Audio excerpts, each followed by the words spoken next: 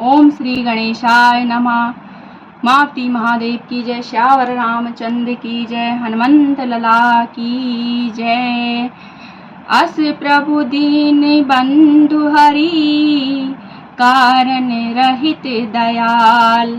तुलसीदास सटते ही, भज छाड़ी कपट जंजाल। प्रभु श्री रामचंद्र जी ऐसे दीन बंधु और बिना ही कारण दया करने वाले हैं। तुलसीदास जी कहते हैं, हे सठमन, तू कपट जंजाल छोड़कर उन्हीं का भजन कर। चले राम लक्ष्मण मुनि संगा, गए जहाँ जग पावनी गंगा। गांधी सुनो सब कथा सुनाई, जेहि प्रकार सुर सरि मही आई। श्री राम जी और लक्ष्मण जी मुनि के साथ चले, वे वहाँ गए जहाँ जगत को पवित्र करने वाली गंगा जी थी। महाराज गांधी जी के पुत्र विश्वामित्र जी ने वह सब कथा कहा सुनाई, जिस प्रकार देव नदी गंगा जी पृथ्वी पर आई थी। तब प्रभु ऋषिन समेत नहाए, विविध दान महि देवन पाए। हर्ष चले मुनि बिंद सहाये, बेगी विदेह नगर निराए। तब प्रभु ने ऋषियों सहित गंगा जी में स्नान किया। ब्राह्मणों ने भांति भांति के दान पाए। फिर मुनिविंद के साथ वे प्रसन्न होकर चले और शीघ्र ही जनकपुर के निकट पहुंच गए। पुर रम्यता राम जब देखी, हर से अनुज समेत विशेषी। बापी कूप सरित सरि नाना, सलिल सुधा सम मुनि शोपाना। श्री राम जी के जब जनकपुर की शोभा देखी, तब वे छोटे भाई लक्ष्मण सहित अत्यंत हर्षित हुए। वहाँ अनेकों बावलियां, कुएं, नदी और तालाब हैं, जिनमें अमृत के समान जल है और मणियों की सीढ़ियां बनी हुई है। कुंजत मंजु मंत रस भृंगा, कूजत कल बहु बरन विहंगा। बरन बरन बिक से बन जाता, त्रिविध समीर सदा सुख दाता। मकरंद रस से मत वाले होकर भौरे सुंदर गुंजार कर रहे हैं। रंग बिरंगे बहुत से पक्षी मधुर शब्द कर रहे हैं। रंग रंग के कमल खिले हैं। सदा सब ऋतुओं में सुख देने वाले शीतल मंद सुगंध पवन बह रहा है। सुमन बाटिका बाग बन, विपल विहंग विनिवास। फूलत फलत सुफलवत सोहत, पुर चहु पास। पुष्प वाटिका, फुलवारी, बाग और वन, जिनमें बहुत से पक्षियों का निवास है, फूलते फलते और सुंदर पत्तों से लदे हुए नगर के चारों ओर सुशोभित है। बनई न बरनत नगर निकाई, जहाँ जाई मन तहाई लोबाही। चारु बजारु विचित्र अमारी, मन में विधि जनु शकर सवारी। नगर की सुंदरता का वर्णन करते नहीं बनता।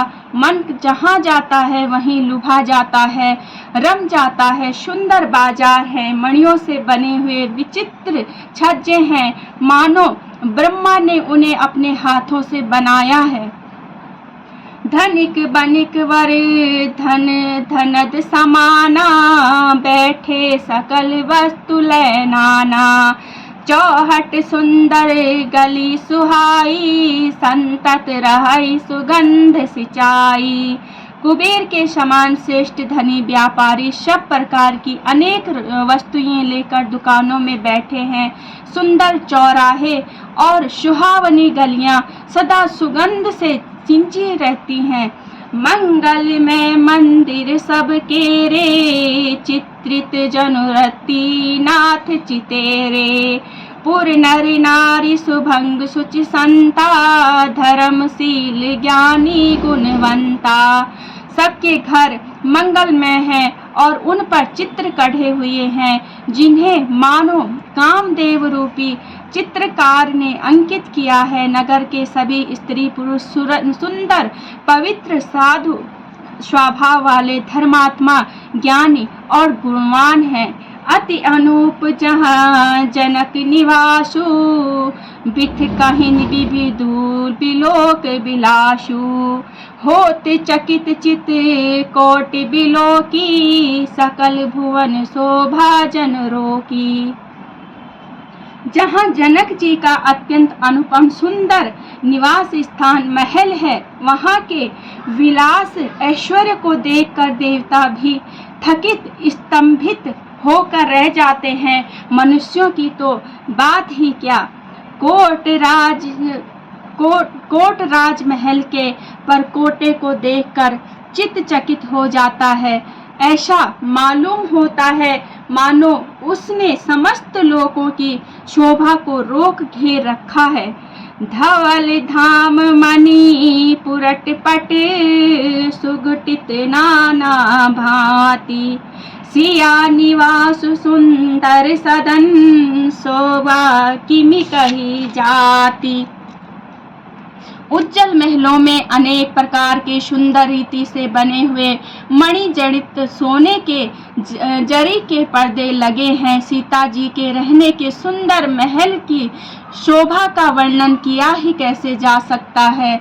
सुबग द्वार सब कुलिस कपाटा भूप भीर नट मांगढ़ भाटा बनि विशाल बाजी गजशाला हाय गैरथ संकुल सब काला। राजमहल के सब दरवाजे फाटक सुंदर हैं, जिनमें वज्र के मजबूत अथवा हीरे के चमकते हुए किवाड़ लगे हैं। वहाँ मातहत राजाओं, नटों, मांगतों और भाटों की भीड़ लगी रहती है। घोड़ों और हाथियों के लिए बहुत बड़ी बड़ी घुड़सालें और गजशालाएं, फील खाने बनी हुई हैं, जो सब समय घोड़े, हाथी और रथों से भरी रहती है। सूर सचिव से नप बहु तेरे निप ग्रह सरिस सदन सब केरे पुर बाहिर सर सरित समीपा उतरे जहाँ तहाँ विपुल महीपा। बहुत से सूरवीर मंत्री और सेनापति हैं, उन सब के घर भी राजमहल सरीके ही है। नगर के बाहर तालाब और नदी के निकट जहाँ तहाँ बहुत से राज लोग उतरे हुए डेरा डाले हुए हैं। देखे अनूप एक औराई सब सुपास सब भांति सुहाई कौशिक कहे मोर मनुज माना यहाँ रहिया रघुबीर सुजाना। वहीं आमों का एक अनुपम बाग देखकर जहाँ सब प्रकार के सुभीते थे और जो सब तरह से सुहावना था, विश्वामित्र जी ने कहा, हे सुजान रघुवीर, मेरा मन कहता है कि यही रहा जाए। भले ही नाथ कही कृपा निकेता उतरे तहाँ मुनि वृंद समेता। विश्वामित्र महामुनि आए समाचार मिथिलापति पाए। कृपा के धाम श्री रामचंद्र जी बहुत अच्छा स्वामिन कहकर वही मुनियों के समूह के साथ ठहर गए। मिथिलापति जनक जी ने सब यह समाचार पाया कि महामुनि विश्वामित्र आए हैं। संग सचिव सुचि भूरि बटे भूषर बरगुण ज्ञाति चले मिलन मुनि नायकई मुदित राव यही भांति। तब उन्होंने पवित्र हृदय के ईमानदार स्वामी भक्त मंत्री बहुत से योद्धा श्रेष्ठ ब्राह्मण गुरु सतानंद जी और अपनी जाति के श्रेष्ठ लोगों को साथ लिया और इस प्रकार प्रसन्नता के साथ राजा मुनियों के स्वामी विश्वामित्र जी से मिलने चले। कीन प्रणाम चरण धरि माथा दीन आशीष मुदित मुनि नाथा। विप्र वृंद सब सादर बंदे, जानि भाग्य बड़े राउ आनंदे। राजा ने मुनि के चरणों पर मस्तक रखकर प्रणाम किया। मुनियों के स्वामी विश्वामित्र जी प्रसन्न होकर आशीर्वाद दिए। फिर सारी ब्राह्मण मंडली को आदर सहित प्रणाम किया और अपना बड़ा भाग्य जानकर राजा आनंदित हुए। कुशल प्रसन्न कही बारहि बारा, विश्वामित्र निरपहि पैठारा। ते अवसर आए दो भाई, गए रहे देखन फुलवारी। बार बार कुशल प्रसन्न करके विश्वामित्र जी ने राजा को बैठाया। उसी समय दोनों भाई आ पहुंचे जो फुलवाड़ी देखने गए थे। श्याम गौर मृदु व्यास किशोरा, लोचन सुगध विश्वचित चोरा। उठे सकल जब रघुपति आए, विश्वामित्र निकट बैठाए। सुकुमार किशोर अवस्था वाले श्याम और गौर वर्ण के दोनों कुमार नेत्रों को सुख देने वाले और सारे विश्व के चित्त को चुराने वाले हैं। जब रघुनाथ जी आए तब सभी उनके रूप एवं तेज से प्रभावित होकर उठकर खड़े हो गए। विश्वामित्र जी ने उनको अपने पास बैठा लिया। भई सब सुखी देखी दो भ्राता, बारी बिलोचन पुलकित गाता। मूरति मधुर मनोहर देखी, भयों विदेहु विदेहु विशेषी। दोनों भाइयों को देखकर सभी सुखी हुए। सबके नेत्रों में जल भर आया। आनंद और प्रेम के आंसू उमड़ पड़े और शरीर रोमांचित हो उठे। राम जी की मधुर मनोहर मूर्ति को देखकर विधेय जनक विशेष रूप से विधेय देह की शुद्ध बुद्ध से रहित हो गए। प्रेम मगन मनु जानि निपु, करी विवेक धरी धीर। बोले मुनि पद नाई सिरु, गद गद गिरा गंभीर। मन को प्रेम में मग्न जान राजा जनक के विवेक का आश्रय लेकर धीरज धारण किया और मुनि के चरणों में सिर नवाकर गद गद प्रेम भरी गंभीर वाणी से कहा। कहो नाथ सुंदर दो बालक, मुनि कुल तिलक की नृप कुल पालक। ब्रह्म जो निगम नेति कही गावा, उभय बेस धरी की सोई आवा। हे नाथ, कहिए ये दोनों सुंदर बालक मुनि कुल के आभूषण हैं या किसी राजवंश के पालक, अथवा जिसका वेदों ने नेति कहकर गान किया है। कहीं वह ब्रह्म तो युगल रूप धर कर नहीं आया है। सहज विराग रूप मनु मोरा, थकित होत जिम चंद चकोरा। ताते प्रभु पूछऊं सती भाऊ, कहूँ नाथ जनी करऊं दुराऊ। मेरा मन जो स्वभाव से ही वैराग्य रूप बना हुआ है, इन्हें देखकर इस रूप तरह मुक्त हो रहा है जैसे चंद्रमा को देखकर चकोर। हे प्रभु, इसलिए मैं आपसे सत्य निश्चल भाव से पूछता हूँ। हे नाथ, बताइए, छिपाओ ना कीजिए। इन्हीं बिलोकत अति अनुरागा, बर बस ब्रह्म सुखाई मनि त्यागा। कहि मुनि बिहसी कहो निपुनी का, बचन तुम्हारे न होई अलीका। इनको देखते ही अत्यंत प्रेम के वश होकर मेरे मन में जबरदस्ती ब्रह्म सुख को त्याग दिया है। मुनि ने हंसकर कहा, हे राजन, आपने ठीक यथार्थ ही कहा, आपका वचन मिथ्या नहीं हो सकता। हे प्रिय सबहि जहाँ लगी प्राण, मन मुस्काहि राम सुनि बानी।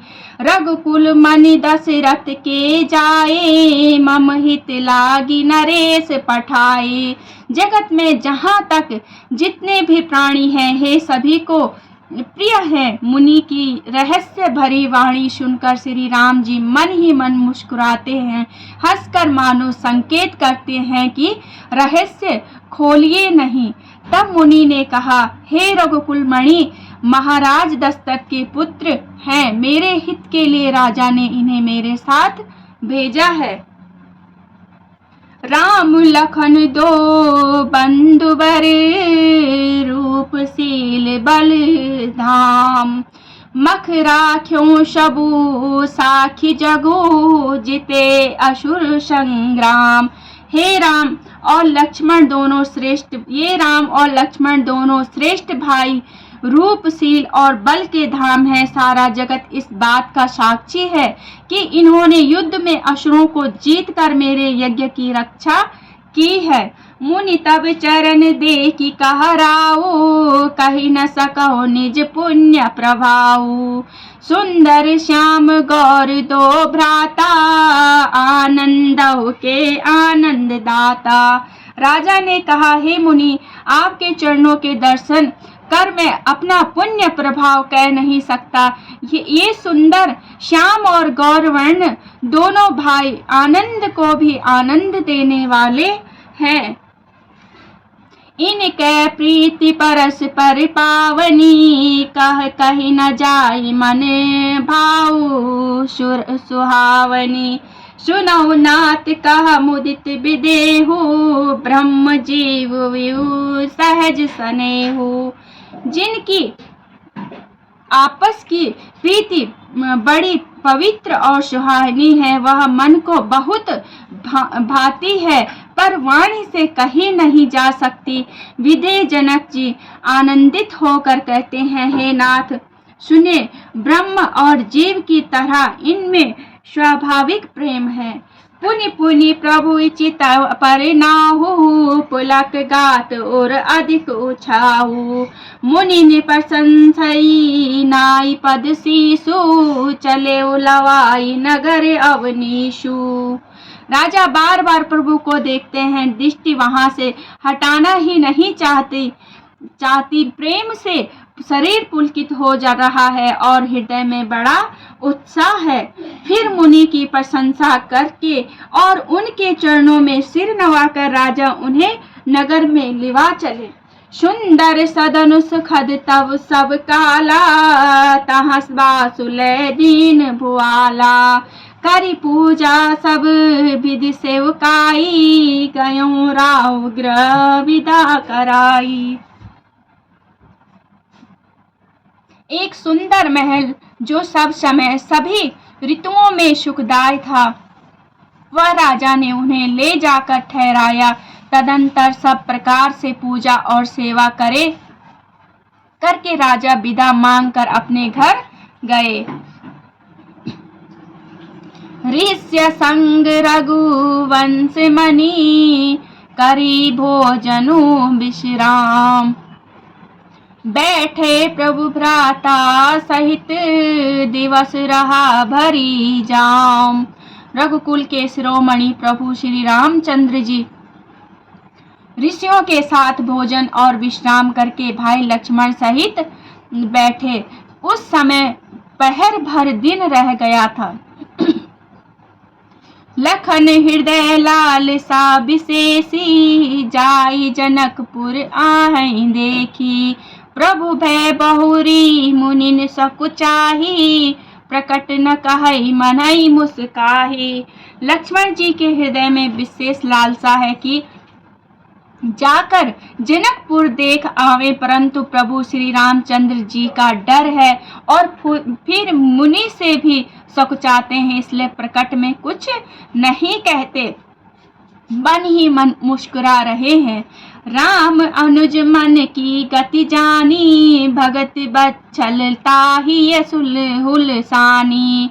परम विनीत सकुची मुस्काई, बोले गुरु अनुशासन पाई।